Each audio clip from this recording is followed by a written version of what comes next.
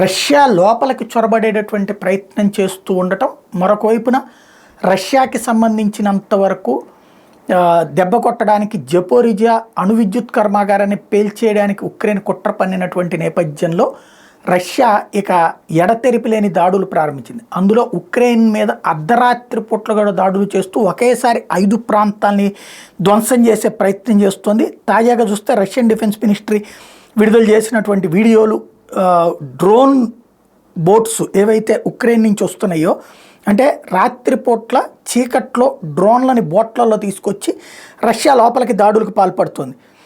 నల్ల సముద్రంలో ఈ చర్యలకు రెడీ అవుతుంది. అట్లాంటి బోట్లని గుర్తించి ధ్వంసం చేసింది రష్యా. అంటే చిమ్మ చీకటిలో వెలుగు అనేది లేకుండా నిశ్శబ్దంగా వచ్చేసి, అప్పుడు కనుక మనకి ముంబై పేలుళ్ల కోసం అని చెప్పేసి పాకిస్తాన్ నుండి వచ్చినటువంటి తీవ్రవాదులు బోట్లలో ఎట్లయితే వచ్చారో అట్లాగా బోట్లలో రావడానికి సిద్ధపడ్డటువంటి డ్రోన్లు తీసుకొచ్చి ఆ తర్వాత డ్రోన్స్ని అటాక్ చేస్తున్నది రష్యా మీదన ఉక్రెయిన్. వాటిని గుర్తించి ఆ బోట్లను ధ్వంసం చేయడం ద్వారా తన సత్తా ఏంటో చూపెట్టింది రష్యా.